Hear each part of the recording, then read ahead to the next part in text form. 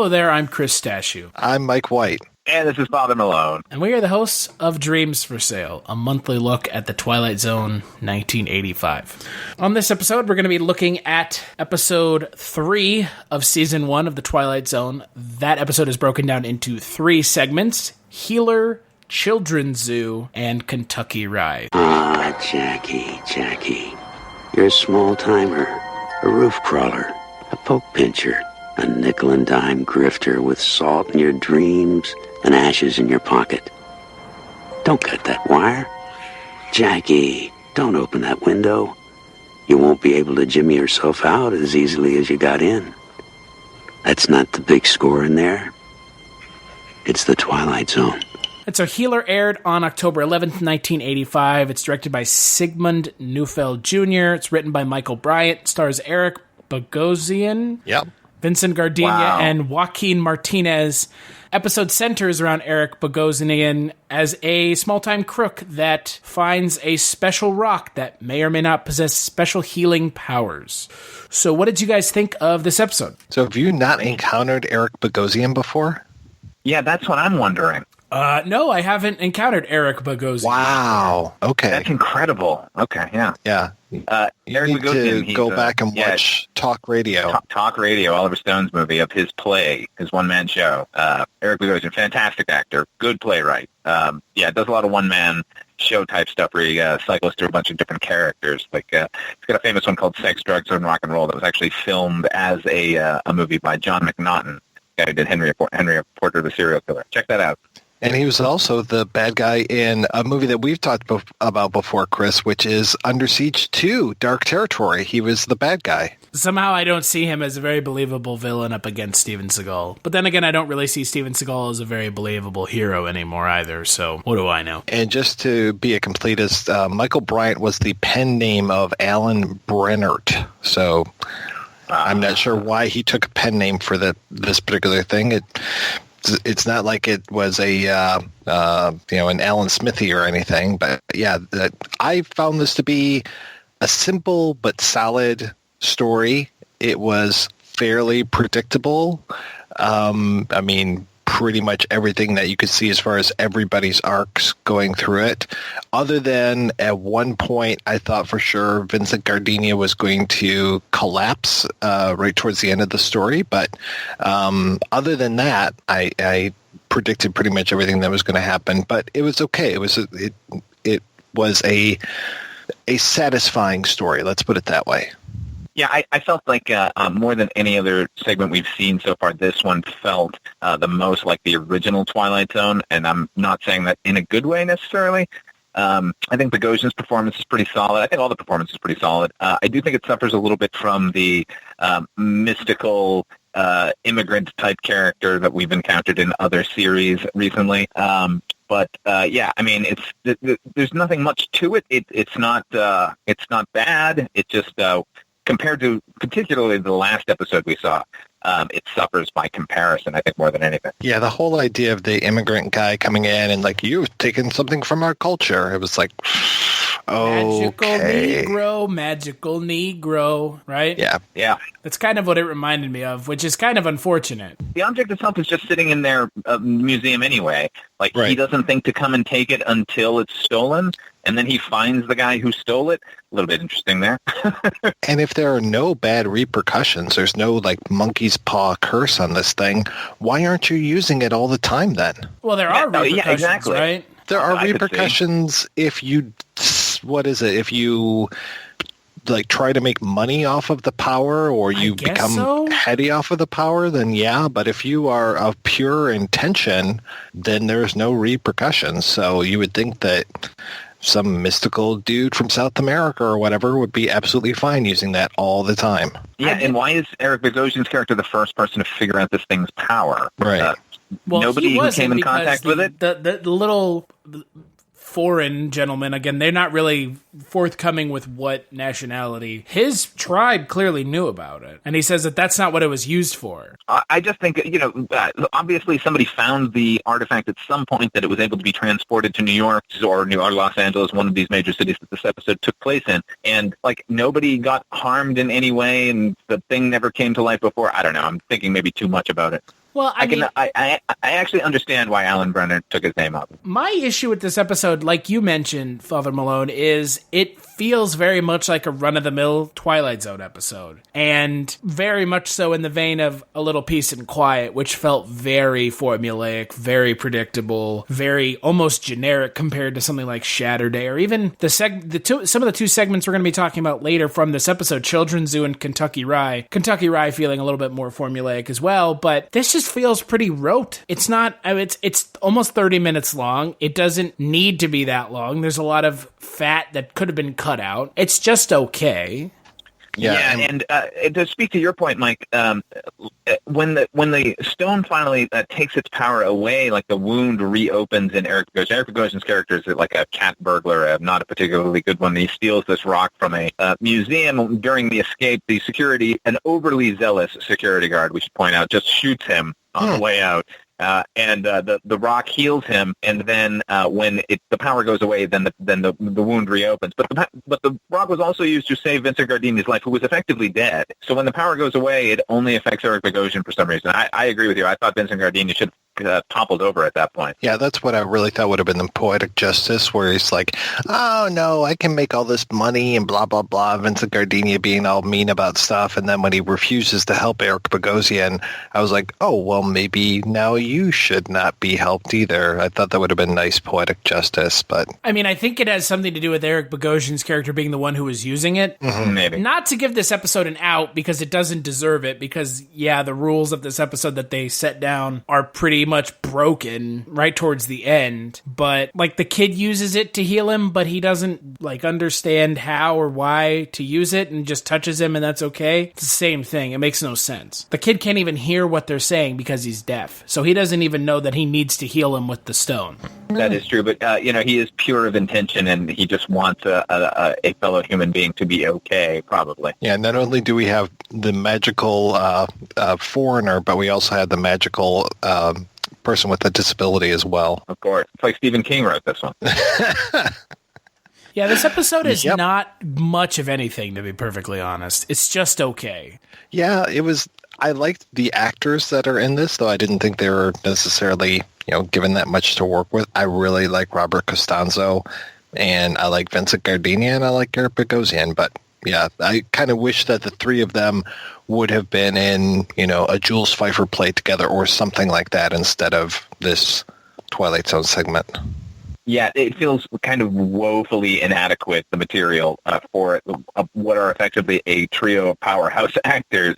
I kept thinking the same thing. Like, I mean, this is Eric Bogosian very at the outset of his career, and given what he was able to do later with his own material, he feels underserved. Yeah. It's okay. It's just okay. It feels very similar to A Little Peace and Quiet, where it's like you've got all these great actors and you give them really nothing to do. You're trying to tell this interesting morality story that you kind of see where it's going pretty early on. Let's talk about the next segment in the episode, Children's Zoo. Children's Zoo was directed by Robert Downey, written by Chris Hubble and Garrett Graham, stars Lorna Luft and Stephen Keats, and it centers around an invitation to a unique zoo that offers a girl a solution to her bickering parents. I really like this. I think it's fun. It's very much in the vein of Dreams for Sale. It's pretty short, pretty straight to the point, has a really interesting premise, and really well done. And plus we get to see Dad Wes Craven in it, which is probably the best thing about this entire episode. It's certainly the thing that I remembered most about the episode. I think even at the time that it aired, I kind of knew who Wes Craven was, having seen Nightmare on Elm Street, and so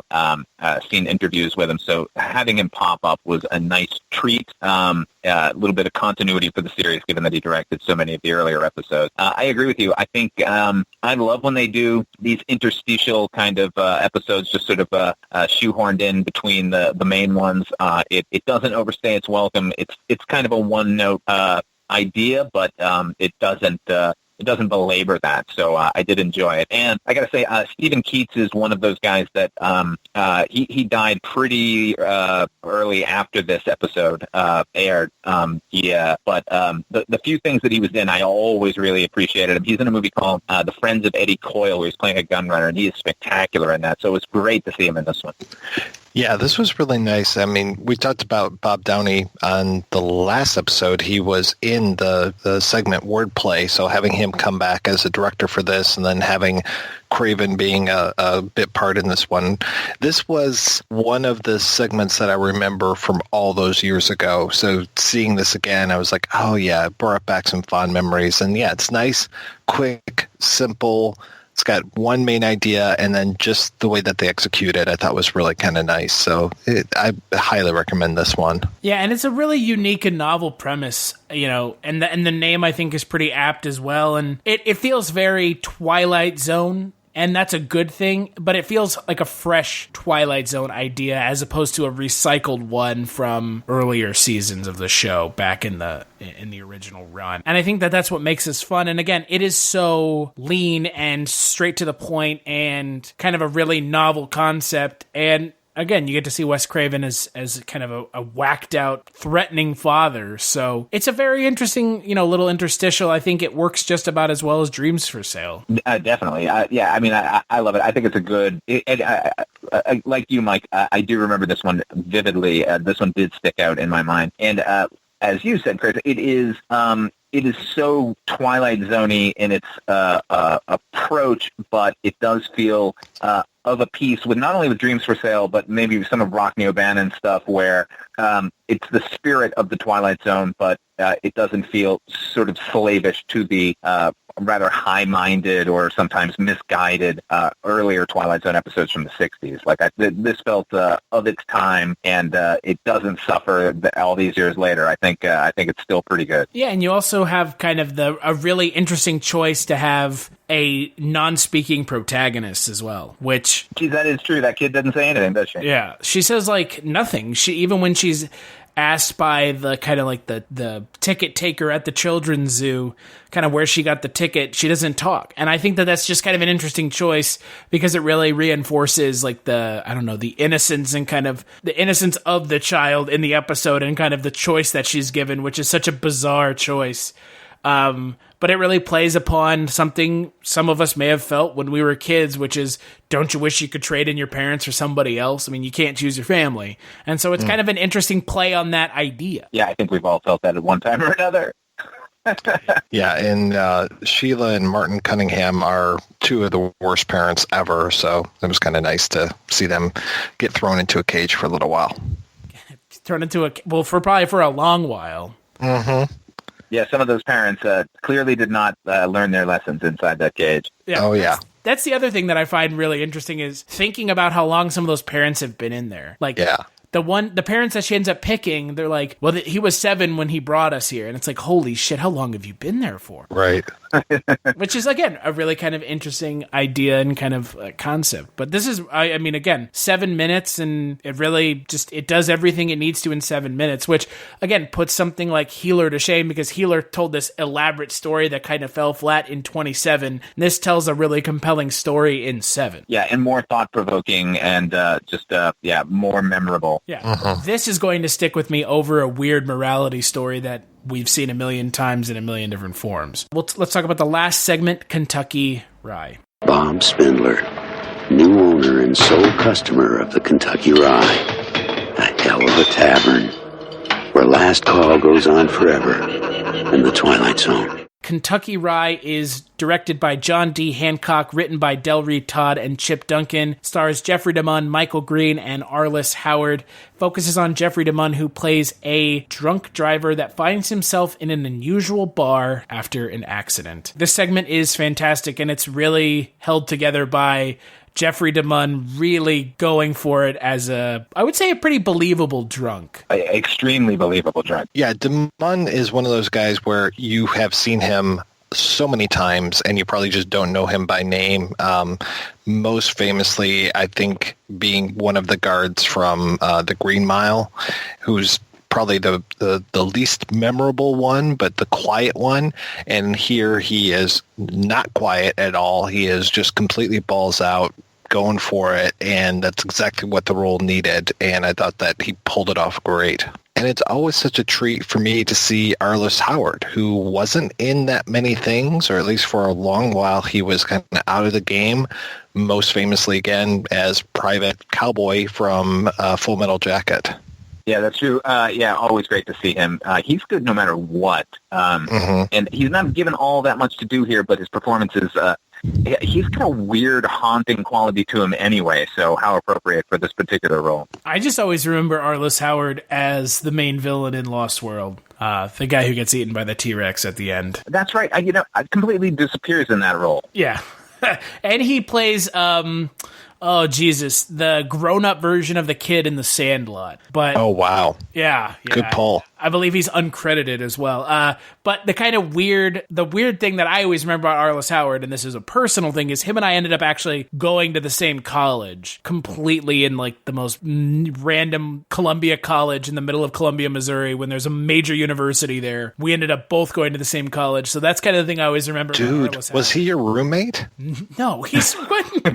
Yes, Mike, I forgot to tell you, I'm 64. You're in the dorm together. Wow, you guys dormed together, you and Arliss? Swear to God. Why isn't he on this episode? Debbie? Come on. Yeah. You holding out on us? By? No, Deborah Winger did not come by. Give me a break. Jesus Christ. Man. That would have been awesome. You guys. What was that movie they did together? I cannot for the life of me remember the name. Oh, I don't remember. Oh, come on. Deborah Winger is like under house arrest, and she lives in a trailer, and it's like a fire starter type movie. Wilder Napalm. That's it. Okay, thank you. The Sandlot? No problem. I like that movie. Dennis Quaid is a psychotic fire-starting clown. I love it. Jesus Christ, how have I never seen this movie? I'm making it sound like it's better than it is, but it's actually pretty good. Just take a look. Now, if it was Randy Quaid, I could get into that. He's a star fucker. He's a star fucker, dude. He's already crazy. Yeah. That Wilder Napalm movie is written by Vince Gilligan, of all people. Was it really? Yeah, it was. I see a future episode of the Culture Cast coming up. Probably not. However, back to this episode. As much as I like this episode, it is pretty formulaic. It is. Yeah, I'm actually not the biggest fan of this episode. I thought it was okay. It suffers from the same things that Healer did. Like once this guy gets to the bar, to me it was quite clear that he had died in a car wreck, and this was going to be his eternity. Yeah, the only question for me was Arliss Howard the devil, or was he the victim? But then when he was there with his wife, I was like, oh, okay, yeah, they're the victims. I'm not saying spoilers. It's bad. It's just kind of there. Mm-hmm. The performances are what elevates it. It's another of these kind of morality stories, but it's predictable. This feels like a very old school episode of Twilight Zone. I could see this in the original run of the show, and there was an episode in the original run of the show that was very similar to it, the Helgramite method. It's, kind of deals with alcoholism, but not, again, this is pretty overt. This is pretty to the point, and it's just, again, at the end, you're like, oh, okay, so he's dead. And it did feel a bit like it was clucking its tongue at you, like, don't you drink and drive out there. Uh-huh. And then I also feel like my other issue with the episode is it goes too long at the end. There's like this weird thing. Yeah, it just continues. Yeah, there's like this outro narration, and then there's the bar like owner is laughing, and then he's like, I never wanted this. It's like, we could have ended a minute earlier, and this would have been still underwhelming, but it just goes, it's like they left the camera on for like a minute. They were just like, this will be fine. This is good stuff. He's kind of, emoting for the camera. It's like, you don't need this. We get it. Yeah, the use of narration in this episode overall was weird. Like how the narrator is talking to the Eric Bogosian character, like, don't do it, Jackie. Don't do it. Oh, yeah. Stay away. And it's like, okay, that's weird. And then at the end, how he like gives his outro, and then the episode continues. It's like, no. As soon as he's done talking, roll credits. Let's go. Yeah, the episode does not need to continue past the end narration. That's the way Twilight Zone has been and should always be. Right. They could do it. It could be an interesting thing where they're sort of ignoring the narrator and continuing. But that was not their mode here. It's just an odd episode overall in that regard. Having Jeffrey DeMunn throwing bottles at the mirror and screaming is not compelling footage. Just on the face of it. Right. No, they spent the money on those bottles and those mirrors, so production value alone, they gotta include it. It's not a bad segment. It's just when the one segment of the episode that stands out is the 7-minute segment, we have a problem. Well, yeah, and that's the only one I remember from this all those years ago. The Children's Zoo is the one where I'm like, oh yeah, I remember this one, and the two on either side, I'm like, I probably saw these. It wouldn't make much sense if I didn't watch those. Well, the 7-minute segment was the only one with a new idea. Oh, I completely agree. The two on either side are very similar, too. They're telling a very similar story. Like, one character ends up being irredeemable, and the other character is redeemable, but it's both of these kind of, don't do bad stuff or bad things will happen to you. And it's like, okay, thanks, Twilight. Yeah, the less morality, the better, I think. I mean, there's nothing wrong with a morality play necessarily, but this isn't the way to do it. Like, the ones that are most effective are the ones that just sort of go in, tell a weird story, and then jump out. I mean, it's hard to beat Shatterday so far this season. I still really like Chameleon, but it is hard to beat Shatterday. Or Wordplay for that matter. Actually, I'll take it back. I think Wordplay is probably the best one I've seen so far. As far as like bizarre premise and ramifications beyond that, and in no way talking down to the audience. I felt a bit condescended to by the bookends on this one. Oh yeah, no, the whole don't drinking and driving thing is just like, we get it. You don't have to really overdo it. You don't have to beat us over the head with it. We got it. Right. Sponsored by MAD. Yeah, right. Yeah, right. I'm surprised there wasn't a number at the end. If you know someone. Nancy Reagan comes out at the end. Yeah, in the bar. Right. We've been having some fun here, kids, but now it's time to get a little serious. This is crack. Rock cocaine. Pee Wee Herman PSAs. Pee Wee Herman with just like a pint of beer. This is beer brewed fresh for you. Don't drink and drive. That's what the whole episode. So, what did you guys think of the episode as a whole? Skip to the middle. Yeah, I would agree 100%. The bookends are pretty unremarkable compared to the center. And again, not to say that those episodes are bad. I think they're good. They just feel of an earlier time. Like, I think if those had been in the original 60s series, I wouldn't be as hard on them as I was for something that was coming out in 1985. I think some of these writers really embraced the idea of the spirit of the show and ran with it, and then there are others who are feeling a bit slavish and beholden to the original series. So go Children's Zoo. That's what I gotta say. So on the next episode of Dreams for Sale, we're going to be talking about Season 1, Episode 4. That contains 3 segments. Again, it's Little Boy Lost, Wish Bank, and Nightcrawlers. So until then, where can people find you, Father Malone? You can find me on my YouTube channel, Ot5 Films. My show is called You've Never Seen. It is a reevaluation of some older movies that have fallen by the wayside or never got the love that they so deserved in the first place. And you can also hear me on another podcast entitled Chronicles from the Crypt, where myself and a co-host named Casualty Chris, we go through the original HBO television series adaptation of the EC Comics, Tales from the Crypt. What about you, Mike White? Where can people find you? They can find me here and over at the Kolchak Tapes, which is at kolchaktapes.com, where Chris and I talk every month about another episode of The Night Stalker from 1974-75, and also the one from 2005-2006. Luckily, we only have 3 more of those 2006 episodes to go. Boy, isn't that the truth? They took all that goodwill that they'd started building up and just flushed it down the toilet. Yes, indeed. And you can find me over at the Culture Cast, where my co-host Eric and I talk about movies. Kolchak Tapes, I'm on there as well, and Chronicles from the Crypt. However, you can also find me on Twitter at Culture Stash. If you want to follow Dreams for Sale on Twitter, it is at Twilight Zone 85, and also at TwilightZone85.com. You'll find links over to iTunes where you can rate and review the show. And big thanks, as always, to Roxy Drive and Neutron Dreams for the intro-outro music. And make sure to catch the next episode of Dreams for Sale.